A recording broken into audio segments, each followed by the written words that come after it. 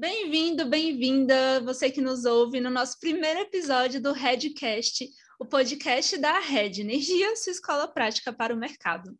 Eu sou a Nath Nóbrega, cofundadora da Red Energia, e nesse primeiro episódio iremos entender como que as transmissoras ganham dinheiro se elas não compram nem vendem energia, ou seja, se elas não comercializam energia de fato, como as comercializadoras, os geradores. Tá? Nosso convidado super especial é o Rômulo Ristel, que além de estar estreando o podcast da Red, ele também é nosso mentor lá na plataforma, nosso professor também. Então, Rômulo, bem-vindo, muito obrigada por topar esse desafio, topar essa aventura de gravar o primeiro, e queria que você se apresentasse. Oi, pessoal. Oi, Nath, tudo bem? Não, é um prazer muito grande participar aí desse primeiro podcast da Red Energia. Bom, eu sou o Rômulo, né? Eu sou engenheiro de sistema de potência, trabalhei com transmissão por 12 anos e agora, recentemente, nos últimos 3 ou 4 anos, eu estou trabalhando com geração de energia. Então, esse assunto da transmissão, ele fez parte, né, do meu início da minha carreira. Eu trabalhei na operação. Então, assim, é um assunto aí que eu tenho uma paixão muito grande, apesar de estar agora envolvido com a geração, né? Então, eu peguei essa transição, acho que vai ser bem legal entender as dúvidas aí dos nossos ouvintes, as suas dúvidas também, para tentar explicar. Realmente é um conceito bem interessante, né? A transmissão, ela tem um papel diferenciado aí nessa questão da geração e do consumo, tá ali no meio, né? Vamos lá.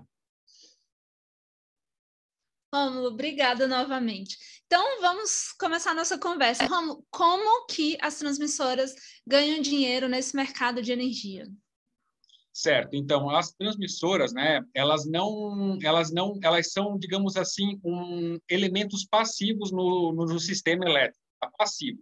Então, assim, a transmissora, ela entra energia nela e sai energia do outro lado, e a receita dela inteira é por disponibilidade, tá? Então, as transmissoras, elas têm que construir ativos, tá, que são planejados pela EP, né, que é a empresa de pesquisa energética. Esses ativos vão ligar pontos dos sistemas que precisam ser interligados, né, para garantir confiabilidade, para garantir o caminho elétrico entre geração e consumo, né, e a receita delas vem totalmente dos consumidores e dos geradores, para prover um serviço que se chama disponibilidade. Disponibilidade é o serviço que as transmissoras oferecem. Então, é assim, é como se eu fosse uma transmissora, eu tenho que entregar um ativo que tem uma capacidade e esteja disponível todo o tempo. Quando eu não atender essa disponibilidade total e essa capacidade total, eu sofro penalidades, tá? Então, a minha receita vem metade da geração e metade do consumo através de tarifas de uso do sistema. Então, a transmissora, ela é uma provedora como se fosse uma estrada, sabe? Uma estrada pedagiada, é a mesma coisa, é o mesmo conceito. A estrada pedagiada, ela tem que disponibilizar a capacidade da estrada, né? E tem que estar disponível, essa capacidade tem que estar disponível o tempo todo. E ela recebe por isso. Mais ou menos nessa linha. É uma analogia, não é perfeita, mas é um bom entendimento, né? Ela não gera eletricidade e não consome. Ela disponibiliza um caminho para a energia. Então, esse que é o conceito básico inicial, né? Uma receita que vem dos usuários. Os usuários, geradores, eles pagam para as transmissoras para usar a rede e os consumidores pagam para usar a mesma rede. E metade vem essa receita aí que tem que remunerar o capital que a transmissora teve que gastar para construir e para operar essa rede durante um período de concessão. Tá bom? Tá. Rômulo, já tenho várias dúvidas. Quando você fala de gerador e consumidor, você está falando daqueles que estão necessariamente conectados na transmissão, ou o consumidor e o gerador que estão conectados na distribuição também pagam pela transmissão, mas de forma indireta? Certo. Então, todo mundo paga pela transmissão, tá? Então, os consumidores cativos, eles pagam pela transmissão, isso está embutido dentro da fatura de energia elétrica dos consumidores cativos, aqueles da distribuição, né, baixa tensão e tal. Os consumidores livres que se conectam na transmissão, eles assinam um contrato de uso da transmissão e pagam também pela transmissão. E os geradores, para acessar a rede de transmissão, também assinam um CUST, que é um contrato de uso do sistema de transmissão, e também irão remunerar a transmissão através desse uso, né? E o mais interessante é que esse contrato não é megawatt-hora, não é por energia, é por capacidade, é por megawatt. Então, por exemplo, assim, é como se eu tivesse um tubo, né, que eu tenho que passar um líquido lá dentro. Então, a transmissora, ela é remunerada por manter esse tubo, né? E os consumidores, eles pagam pela capacidade desse canal de transmissão de energia e as geradoras também. Então, a remuneração é por megawatt, é por potência instalada. Isso é diferente da energia, que é tudo tratado em megawatt-hora. A energia, ela é um conceito no tempo, megawatt-hora. E a transmissora não, é potência. Então, por exemplo, gerador, eu tenho uma usina de 100 mega, eu vou contratar, por exemplo, é mais complicado que isso, mas para simplificar aqui, eu vou contratar um cano de 100 megawatts para poder passar minha energia durante toda a minha concessão, tá? Então, eu contrato capacidade, eu não contrato energia. Então, se o gerador passar 0 mega, eu vou estar pagando por 100 mega de capacidade, né? Se eu passar 100 mega de potência, eu vou estar pagando também por 100. E eu não posso ultrapassar esse 100. Se eu ultrapassar esse 100, eu pago uma multa bem pesada, porque eu contratei só 100. E isso vale para o consumidor também, né? Mas lá no consumidor cativo, quem coleta tudo isso aí é a distribuidora, né? Através das faturas de energia elétrica, fatura padrãozinha aí no nosso sistema brasileiro. Né? E os consumidores de mercado livre, eles são diferenciados, eles pagam diretamente uma TUST, né? Que é a tarifa que remunera a transmissão. Tá? A gente pode entrar nesses detalhes depois, é bem interessante, né? Uma contratação de capacidade, não de energia. Interessante, Rômulo, interessante. Você comentou sobre estar disponível, né? Você comentou sobre o tubo estar ali disponível, um pagamento pela disponibilidade. Então, quando a gente vê restrições operativas que acabam causando, por exemplo, diferença de preço entre os submercados, aquela linha que está com a restrição operativa, ela deixa de receber, deixa de ser remunerada em algum montante? Então, vamos lá, a gente tem que tentar diferenciar, né? A restrição operativa entre submercados, por exemplo, ela pode ser uma restrição operativa de planejamento. Ou seja, o planejamento não planejou a rede a tempo, né, para atender, digamos, ao fluxo entre submercados que deveria ocorrer de forma livre, né? Então, cria uma restrição que é um problema de planejamento, ou seja, a linha de transmissão que deveria estar lá não está, né? Não foi planejada e não foi construída. Isso é um ponto, tá? Que é o que está acontecendo, que acontece no Brasil normalmente. Mas, por exemplo, eu posso ter uma restrição de uma linha de transmissão que se desligou, caiu uma torre, deu um vendaval, desligou uma torre e ela caiu essa linha, né? Há alguns casos que são tratados de forma diferenciada, mas, em tese, cada minuto desligado da linha de transmissão, ela deixa de receber a receita correspondente a esse minuto, com mais um fator que deixa a situação bem complicada para a transmissora. Tá? Na época que eu trabalhava na transmissão, esse valor era 150 vezes a receita. A penalidade bem pesada. Então, por exemplo, se eu recebo R$1.000 por hora da linha apta à operação, R$1.000, eu falei 1.000, né? R$1.000, R$100 por hora pela linha operando, se eu deixar ela desligar sem uma programação, ou seja, eu deixei ela desligar por um descuido ou algum evento aí que eu não tive controle, eu vou deixar de ganhar aquele 100 e vou ter que pagar 150 vezes esse 100 por cada instante de tempo equivalente dela desligada. Então, a sua pergunta, né, respondendo, tem a restrição que é de planejamento, que o sistema não cresceu o suficiente, e também tem a restrição que pode ser causada por um desligamento. E a transmissora ela é penalizada fortemente. Isso vale para linha, vale para transformador, vale para reator, vale para capacitor, vale para todos os elementos do sistema de transmissão, que não são somente linha. São barramentos, São esses elementos todos que eu falei, tá? Então, cada elementozinho desse tem uma receita que foi que a transmissora ganha se tiver 100% do tempo disponível. Tirou um pouquinho desse 100%, já começa a entrar esse tipo aí de penalidade, tá? Que naquela época era 10 vezes a receita quando eu programo o desligamento, ou seja, eu falo assim, eu irei desligar a linha por 1 hora, daqui a um mês. Isso é programado. Eu estou avisando o sistema. Eu pago 10 vezes. Se eu desligar por 1 hora não programado, é 150 vezes, tá? Isso pode ter sido atualizado recentemente por alguma nova resolução, só que como eu não estou acompanhando tão de perto esses números agora, a gente pode pesquisar para entender como que isso está sendo considerado hoje em dia.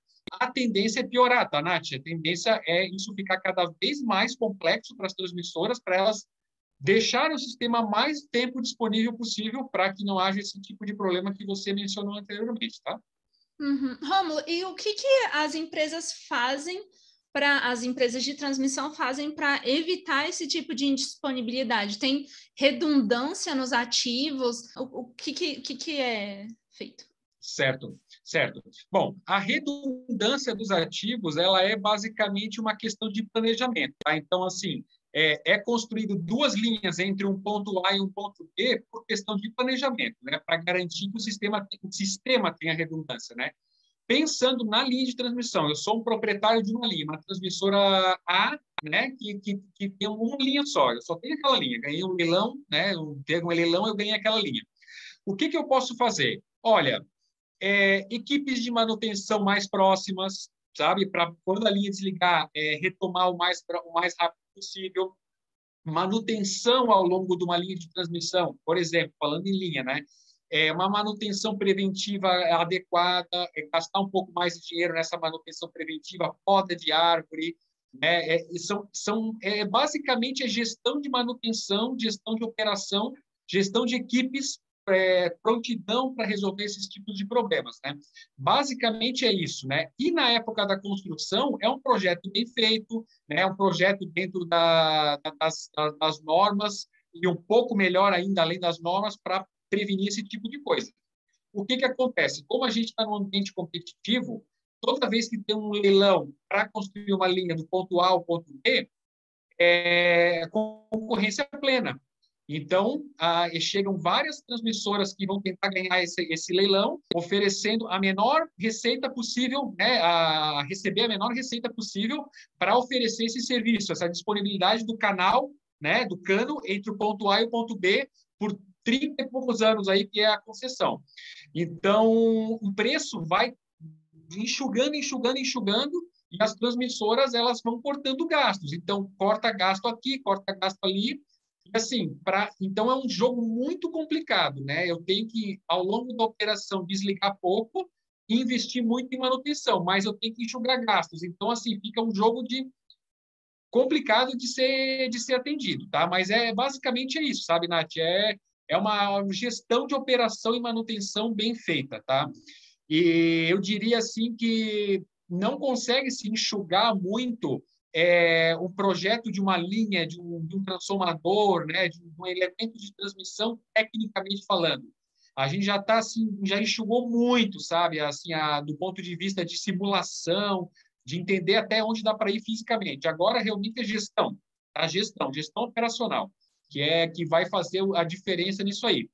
Uma coisa é você aceitar um desligamento por 10 minutos, né, porque você tem uma equipe ali por perto. Outra coisa é ter um desligamento longo porque tem que estar longe, né? Isso aí pode inviabilizar realmente o negócio, né? E gera multa perante a ANEEL, né? Tem esse desconto aí que eu acabei de falar. Então, como empreendedor, é uma conta, né? Botar no papel, ó, esse risco eu assumo, esse risco eu não assumo, e vai para o leilão e vai tentar ganhar a linha, né? Construir num determinado tempo, botar em operação e operar ela por décadas, né? Uhum. Legal. Romulo, você falou em leilão, né? No mercado regulado, as distribuidoras participam do leilão, os geradores que vão vender também participam, e aí no final do leilão são firmados contratos bilaterais entre cada distribuidora que declarou necessidade e cada gerador que vendeu no leilão. Como é que é no caso Sim. das transmissoras? Tem um comprador único? Ou porque assim, todo mundo, né, vai pagar TUST. Sim. Mas aí, qual que é o vínculo entre cada empresa e a transmissora? Perfeito. Não, essa pergunta é muito boa. Ó, um sistema de transmissão, quem que contrata o sistema de transmissão? É o sistema mesmo, tá? Então, assim, o contrato, vamos pensar assim, ó, teve uma necessidade, né? A Apple estudou uma necessidade de uma linha do ponto A ao ponto B, foi feito, teve edital, teve o leilão, teve um ganhador. Depois que tem esse ganhador definido, né? Ele atendeu aos requisitos e tudo mais, foi o menor preço, tudo mais, atendendo a questão técnica, ele ganha uma outorga, né? Uma outorga para poder explorar esse serviço de transmissão pelo tempo que tem que ser explorado, e ele assina um contrato chamado CPST, Contrato de Prestação de Serviços de Transmissão com o ONS. Então, é um contrato entre o transmissor e o ONS, porque quem vai operar a rede de transmissão é o ONS. Tá? Então, o ONS é que opera a rede. Tem uma diferença muito importante, assim, né? O proprietário da linha, ele vai construir e vai operar a linha, digamos, do ponto de vista físico, né? Do ponto de vista de gestão, manutenção. Só que quem realmente opera a linha do nível sistêmico é o ONS. Então, o contrato é com o ONS, né? E quem está, digamos, arrecadando a TUST no final para pagar para a transmissora, no final é o ONS, tá? Então, o MS é que vai fazer essa conta toda aí. Então, ele vai juntar toda essa grana, vai descontar essas parcelas da turma que não disponibilizou por 100% o tempo de disponibilidade de cada ativo e vai fazer essas contas todas e vai passar para quem tem que passar a receita, tá? Que é chamada de RAP, né? Receita Anual Permitida. Essa é a receita da transmissora. E essa RAP vai sofrendo descontos a partir do momento que eu vou tendo indisponibilidades na rede. Não só indisponibilidades, restrições também, tá?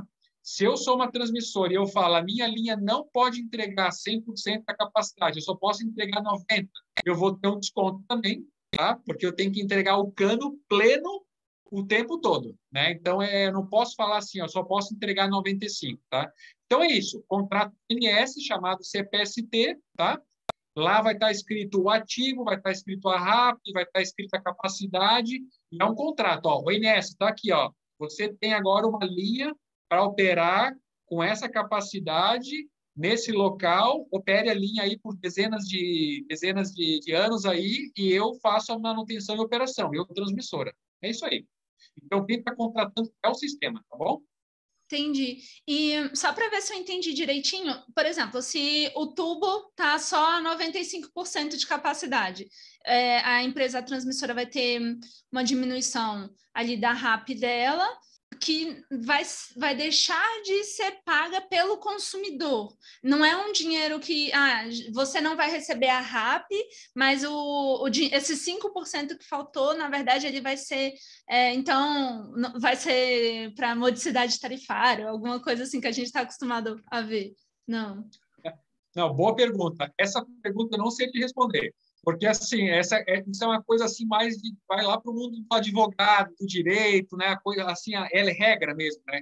Agora, realmente, o que você está falando faz sentido, né? A receita vai ser arrecadada integralmente, porque ela foi, né, digamos assim, provisionada, né, como sendo integral, então é arrecadada.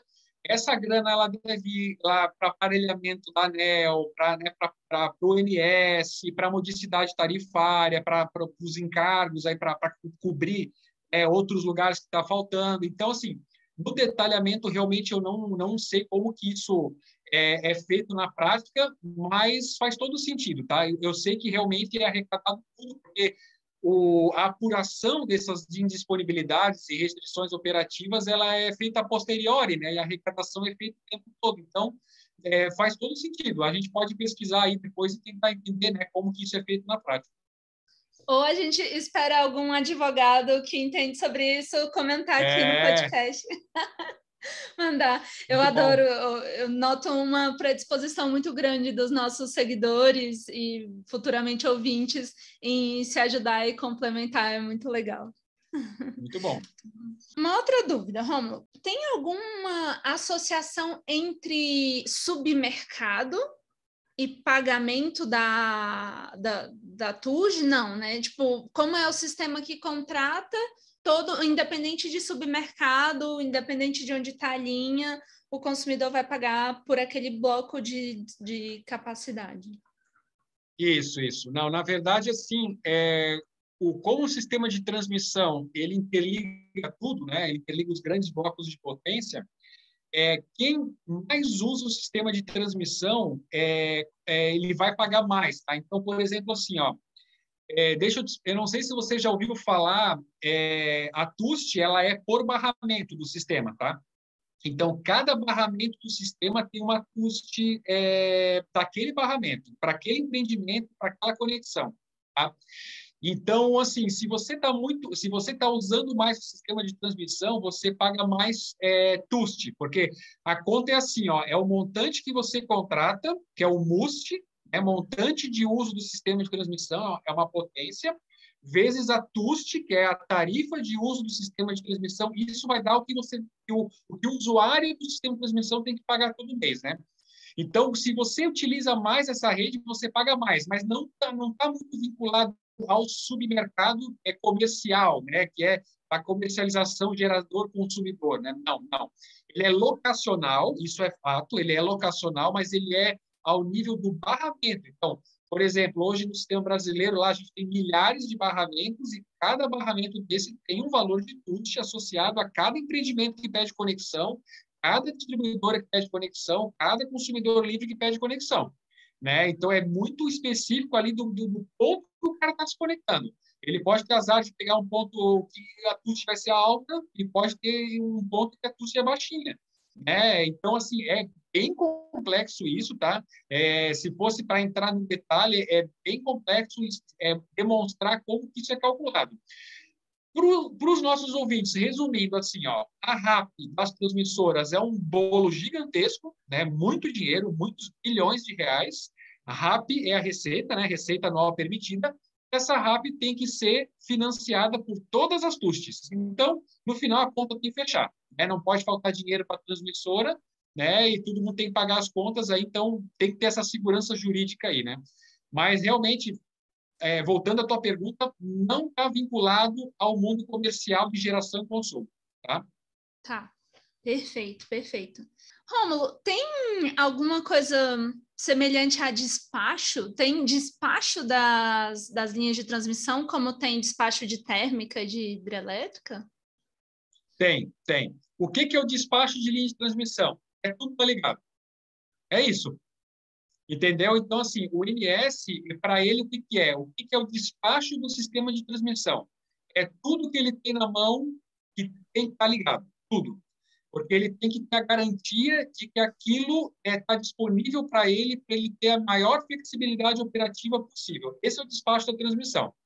Só que, assim, você concorda comigo que que as transmissoras elas têm que desligar a linha de vez em quando para fazer manutenção, né? Dá um problema. Tem uma infinidade de coisas que podem acontecer que vão causar desligamento de linhas, de transformadores, de reatores, capacitores, né? Então, dentro do sistema da operação do Sistema Interligado Nacional de Transmissão, há um sistema chamado Sistema de Gerenciamento de Intervenções. Intervenção é tudo aquilo que faz o sistema sair do normal. Tá? Então, as transmissoras, elas programam assim, ó, eu quero aquela linha desligada por 10 dias mês que vem. Daí o INS ele vai analisar aquele pedido, vai aprovar, e daí aquilo vai fazer parte do despacho daqueles dias que vão vir lá para frente. Ou seja, o INS vai estar sabendo que tem uma restrição, uma linha desligada, uma linha com a capacidade restringida, né, e tudo mais. O que importa, o que é legal é que como o transmissor programou isso com o INS, com antecedência necessária, naquele dia, o despacho, entre aspas, né, da transmissão, vai considerar aquela linha desligada, tudo nos conformes, né? A transmissora vai deixar de receber a receita inteira, tá? Porque ela tem que manter 100% do tempo, mas ela vai ter um desconto bem menor por ter sido programado, por não ter sido, assim, sem programação nenhuma, desligar, assim, né? Então, é isso que é o conceito do despacho. Mas não é igual aquele despacho hidrotérmico lá, do New Wave, do D100, né? Aquela coisa, né, do Decomp, aquela coisa realmente da geração. Não, não. Ele é um despacho, assim, tudo ligado. A regra é tudo tá ligado. Tudo que eu tenho na mão, como eu sendo operador, eu quero tudo ligado, porque eu quero a maior flexibilidade operativa possível, tá bom? Perfeito, perfeito. E aí, assim, tentando me visualizar trabalhando com linhas de transmissão, se der um problema numa linha, o que eu faço? Eu pego o meu telefone e ligo para o NS, ou o NS vai descobrir lá no painel dele e a minha linha vai ficar vermelha? Como é que é isso? E aí depois conta para a ANEEL, ou o NS comunica. Como que é esse processo, assim? Porque eu imagino Não, que seja mais importante primeiro se comunicar com o ONS, né? E depois ver as outras medidas cabíveis. isso. Quem opera a rede é o INS, né? Quem opera a rede de transmissão é o INS. Então, o INS, ele, na rede de operação, na rede de transmissão, vamos pensar assim, ó, a rede básica, tá? 230 kV, 500 kV, o INS está vendo tudo. Ele vê exatamente a visão que o operador lá da instalação vê, ele está vendo tudo, ele sabe de tudo. Então, assim, a hora que desliga uma linha de transmissão, a primeira coisa que tem que ser feita é o operador da instalação, o operador daquela transmissora ligar para o INS, falar a proteção que atuou, falar o motivo que foi identificado naquele momento, falar que estão sendo tomadas as medidas para retomar, para voltar ao sistema, né? E o INS ele já viu lá que abriu o disjuntor, já sabe o que aconteceu, né? E aí fica uma comunicação realmente entre o centro de operações do INS e o centro de operações de transmissora, para que para que se saiba o que está acontecendo.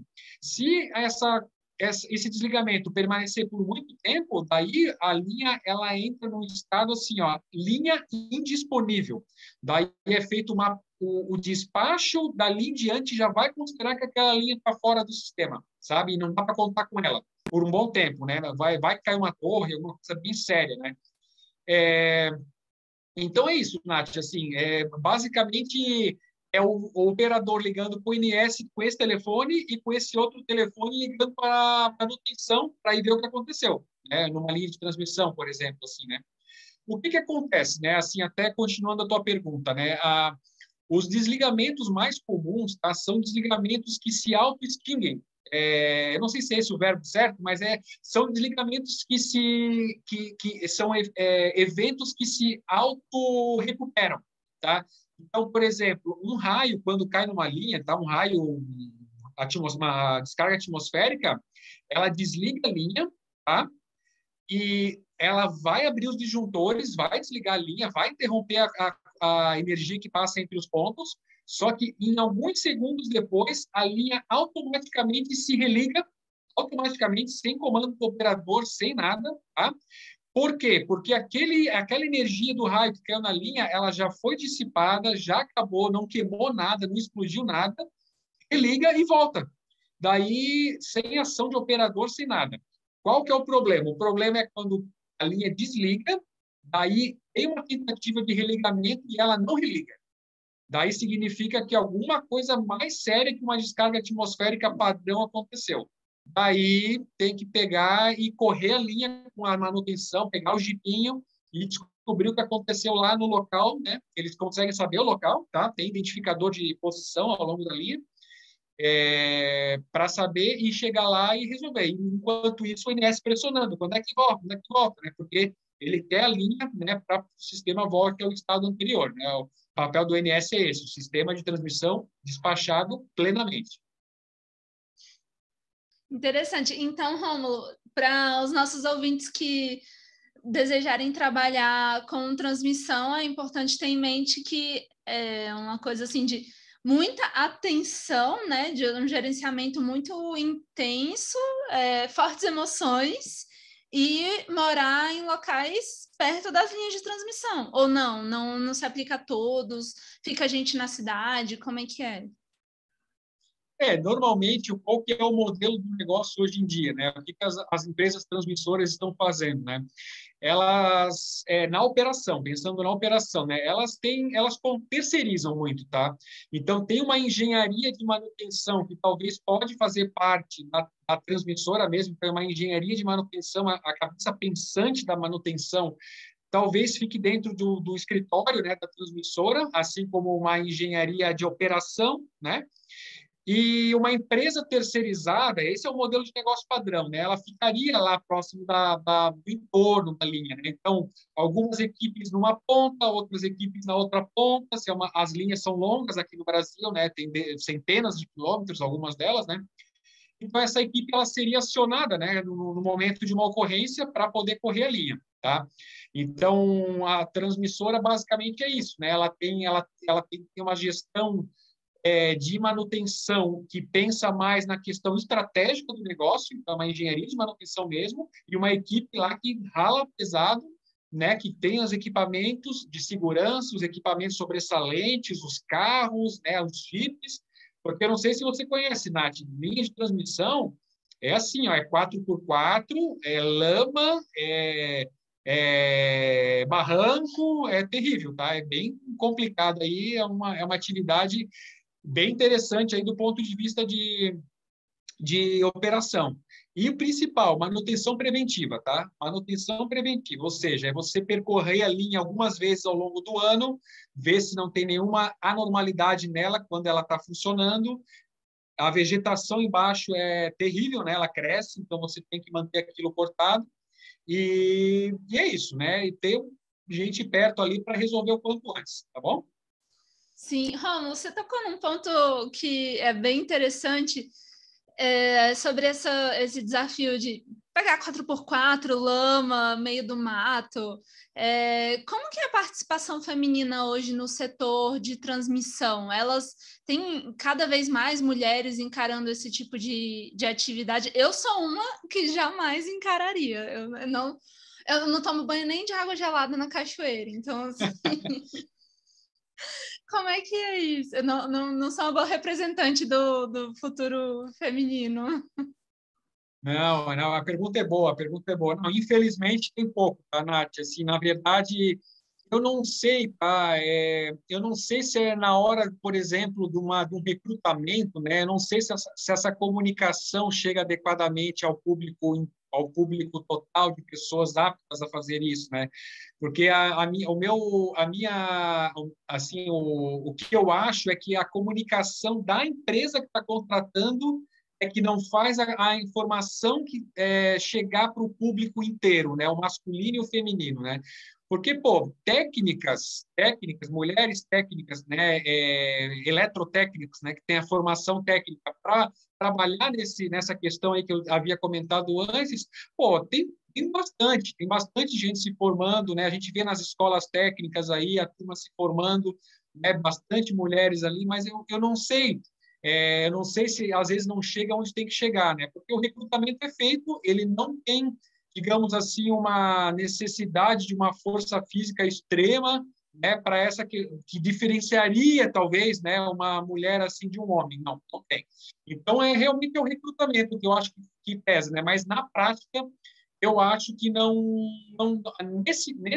nessa turma aí que realmente pega pesado ali, não tem muito, não.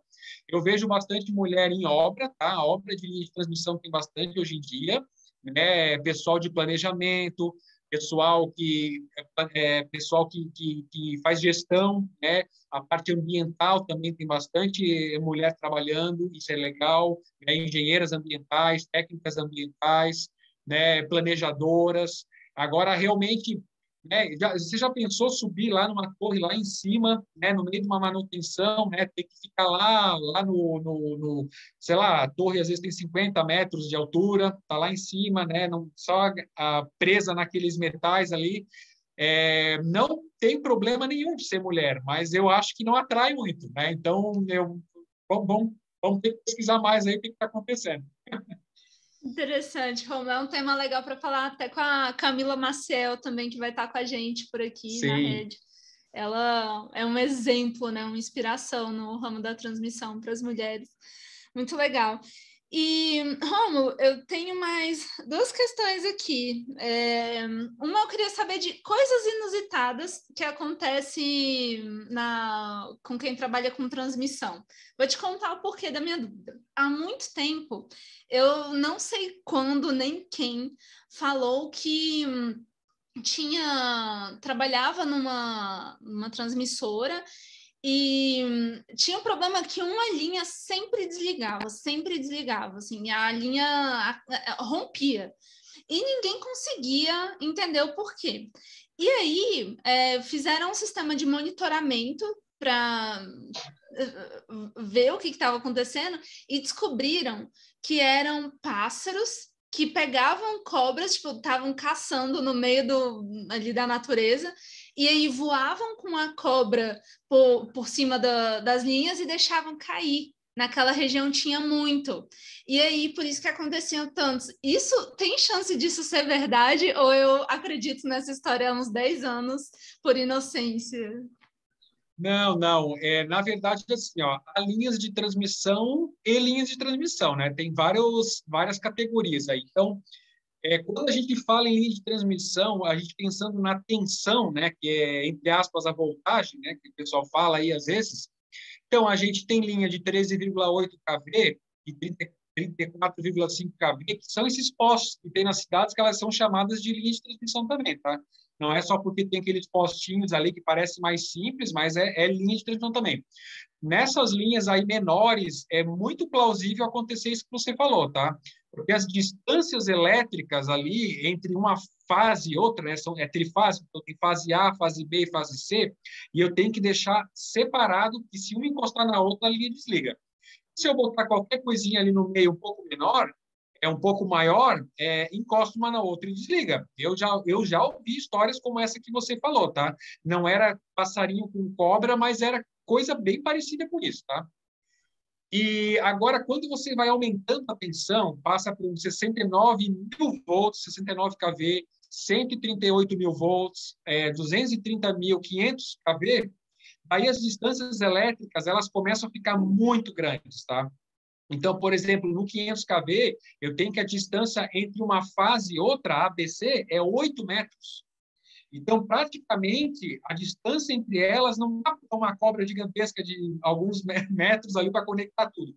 Então, assim, ó, o que desliga esse tipo de linha, tá? Assim, ó, é vegetação, né? Então, uma vegetação insistente que vai batendo numa fase só e vai desligando a linha, queima, até queimar, pegar fogo e dar um problema. Né? A descarga atmosférica, vegetação, eu falei, né? Descarga atmosférica, basicamente isso, porque não vai ter interação entre uma fase e outra, tipo, uma coisa muito grande que vai conectar uma na outra, como esse é o exemplo que você falou, tá? Então, basicamente é isso, tá? Mas é muito comum. E quando você vai em subestações também, quando a tensão é muito baixa, né? Subestação é transmissão também, né? No caso aí, tá? Você joga uma coisinha lá no meio um pouquinho maior, tá? Nas distâncias muito pequenas, desliga muita coisa, porque uma subestação ela é uma interligação de várias linhas, chegando juntas lá num ponto, tá? E naquele ponto, se dá um defeito lá, desliga tudo, tá? Então, se desliga tudo, você... E assim, as distâncias são pequenininhas também. Quando eu estou falando de 34,5 kV, 69 kV é pouco também, tá? Então, esse tipo de coisa é possível de acontecer. Não é história, não é, como é que é lenda urbana, não. Acontece mesmo. Não, que bom. Até porque eu já repassei ela por aí, então melhor que seja verdade mesmo. E, Rômulo, me diz uma coisa sobre a modernização do setor, projeto de lei 414. De alguma forma, isso influencia a transmissão? Essas mudanças, abertura, por exemplo, abertura de mercado, você acha que influencia? Você consegue pensar rapidamente? Eu acho que eu não tinha te passado dessa pergunta também, né? Você consegue ver alguma coisa que influencia na transmissão? Certo, não. Vamos pensar assim, ó, se for pensar no... Se você vai pesquisar sobre modernização do setor elétrico, pouco se fala em transmissão, né? Você vai olhar ali a lei, vai olhar o que está sendo discutido, pouco se fala, né? Assim, ó, o que vai... Então, pensando no negócio atual da transmissora, a transmissora, ela é uma entidade que ela tem que ser provocada para fazer alguma coisa diferente do que ela faz, né? Então, é um edital de leilão novo que de uma linha nova, né? É um reforço que tem que ser feito, né? Então, assim, ela não é, digamos assim, incentivada a fazer alguma coisa diferente porque o sistema em volta está se modernizando. Então, isso é uma coisa que tem que ser pensada. Hoje, por exemplo, uma transmissora, ela não é, digamos, ela não sente incentivo financeiro para fazer algo muito diferente do que ela faz aí há 50 anos aqui no Brasil. Não, tá? Exceto essa questão de que a receita dela é cortada por disponibilidade, que isso aí realmente veio, eu não lembro exatamente de quando que veio isso, mas quando veio foi um baque, tá? Para todo mundo que não estava acostumado com isso.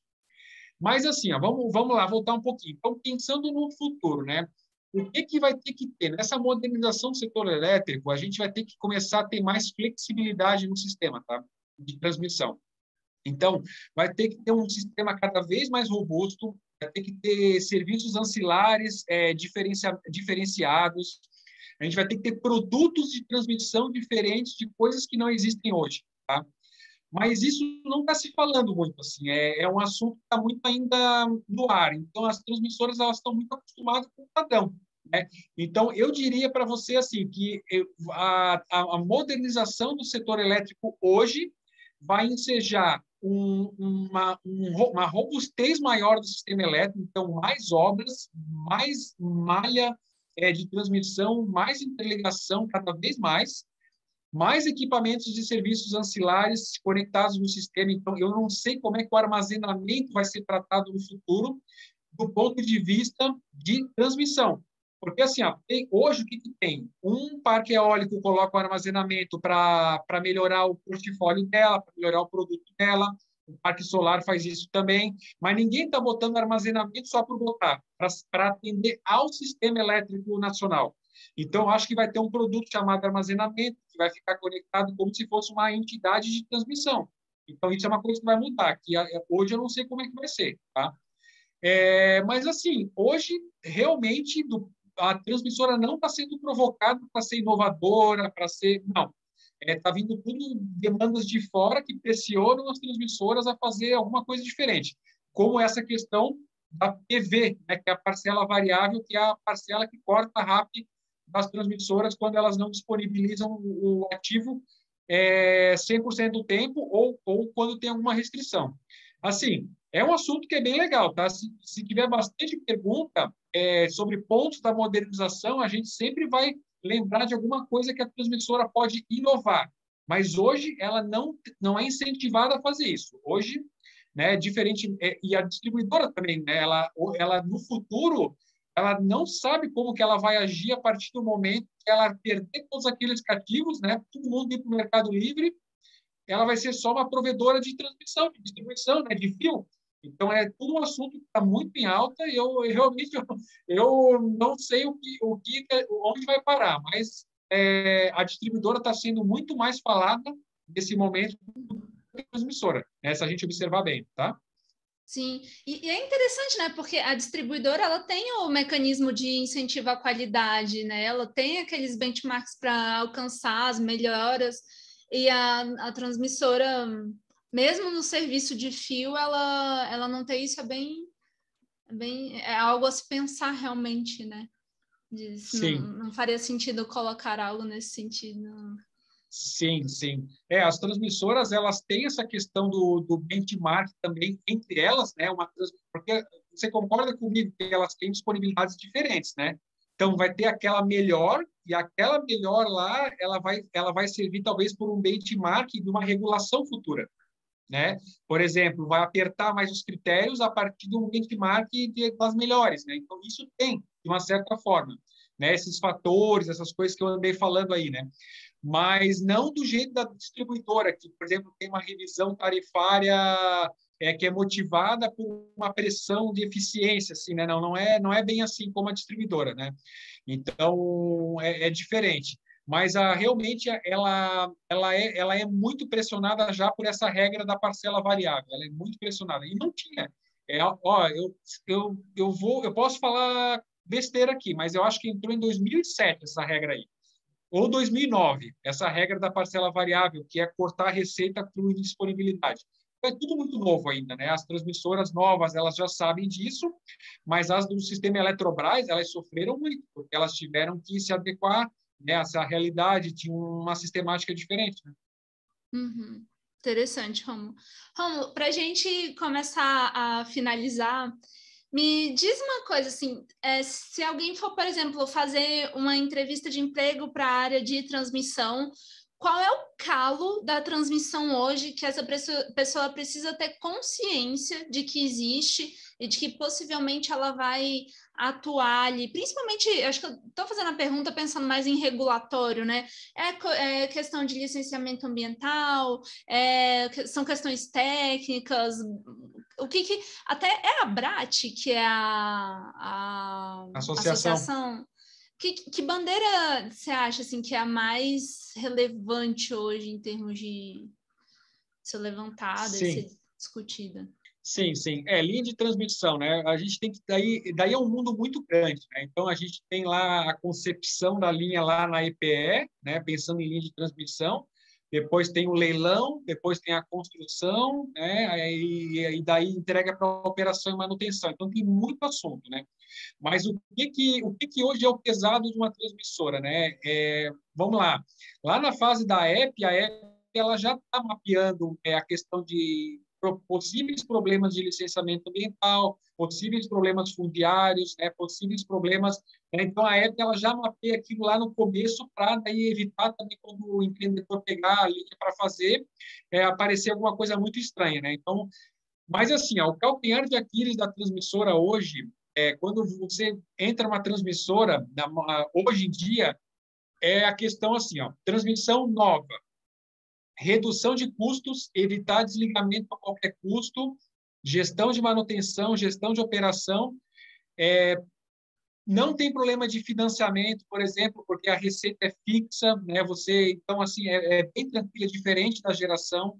Outra coisa, fim de vida útil de equipamento. Então, quando você entra numa transmissora, o grande problema hoje no Brasil é que metade do parque de transmissão está chegando em fim de vida útil. E a ABRAT está discutindo isso muito fortemente com as entidades do setor, como substituir isso, como remunerar, como tirar isso de operação, descartar e botar um novo. Esse é um assunto que está muito em alta mesmo, assim. A discussão sempre sobre esse valor de desconto aí da receita da transmissora também é uma coisa muito forte da ABRAT, totalmente regulatório. Mas, assim, há muitas fases, né? Então, muito pontinho assim a ser tratado. Depende muito onde essa pessoa nova está entrando, né? A transmissora, ela é um mundo complexo e por si só pela extensão que a linha afeta o território, né? Então, por exemplo, né, na construção, tem muita gente que trabalha em construção de linha, gera muito emprego, né? Então, assim, você lida com 200, 300 proprietários de terra ao longo da linha, você tem que tratar com todos eles, então, são assuntos complicados, né, desapropriação, essa coisa toda, a parte de meio ambiente, se você não mapear direito, né, então, é muito complexo, muito complexo. Mas não vai fugir muito do mundo de qualquer negócio, né? Redução de custos, ou seja, né? Comprar baratos materiais, pegar uma engenharia boa, fazer um produto bom, contratar as coisas baratas e reduzir custos de operação e manutenção. O que é reduzir custo de operação e manutenção? Não deixar o ativo desligar. Então, é isso assim, a grande sacada da transmissão. Lembrando, o dono da linha é a transmissora, mas quem opera é o INS. Eu sempre gosto de fazer uma analogia. Vou tentar te fechar com essa analogia, você vai entender. Eu, transmissora, sou dono do carro. Eu tenho um carro, eu sou transmissora. Eu falo assim, eu troco óleo, eu troco os pneus, eu faço a manutenção e eu falo o seguinte, esse carro pode andar até 100 km por hora a qualquer momento. E eu pego esse carro e dou para o INS dirigir. Entendeu? Então, eu sou o dono do carro, só que quem dirige é o INS. E eu falo para o INS assim, o INS, esse carro funciona 100% do tempo, eu troco o óleo, eu faço a manutenção e você pode dirigir até 100 km por hora, no máximo. Tá? E o INS vai dirigir e ele vai usar o carro de todo jeito, até 100 km por hora, o tempo todo. Se ele começar a engasgar e não entregar os 100 km por hora, eu recebo uma penalidade. Se ele parar de funcionar do nada, eu recebo uma penalidade. E é isso. Transmissão é isso. É fazer o Fusquinha ali funcionar plenamente com a capacidade contratada, né? E o desafio é esse. É bem interessante. Tem muito assunto, dá para conversar bastante. É pena que acabou, mas tem que acabar uma hora, né? Exato. Sim, e aí, pessoal, se vocês quiserem que a gente continue esse bate-papo, peçam lá no Instagram da Red Energia, que é o nosso @red.energia, peçam no LinkedIn, peçam no nosso e-mail, que é contato@redenergia.net. E, Rômulo, eu queria agradecer muito pela sua presença, foi muito legal, muito bom esse bate-papo. Eu entendi muitas coisas de transmissão, é um mundo completamente diferente do meu, né, que é regulação da geração. Então, nem na usina não ficava, era dentro do escritório, né? Então, foi muito legal, espero que o pessoal goste também. Certeza que vão gostar. Muito obrigada, Rômulo. Muito obrigado, Nath. Muito obrigado, pessoal. Foi um prazer. Eu gosto muito de ensinar, conversar e aprender. Né? Então, também pode me encontrar no LinkedIn também, né? Rômulo Ristoff. Eu não tenho Instagram ainda, mas eu pretendo ter em breve. E fiquem à vontade, pessoal, para entrar em contato sobre qualquer assunto, tirem dúvida aí com a gente. E realmente, né, a transmissão ele é diferente, ele é como se fosse aí o patinho feio, né? Ele é o meio que liga a geração e a geração e a distribuição, os consumidores, né? E é onde estão as menores receitas, né? Então é um assunto que não aparece muito, né? As maiores receitas estão dos dois lados, da geração e do consumo. Mas ali sem transmissão a gente não tem renováveis, a gente não tem geração, a gente não tem consumo, né? Então, foi bem legal ter participado, aprendi também bastante com as tuas perguntas aí, né? E lembrando que o mais importante é fazer as perguntas certas aí, então, né, do que responder aí as coisas prontas, né, pessoal? Então, muito obrigado, um abraço a todos e até a próxima. Até a próxima, ouvintes.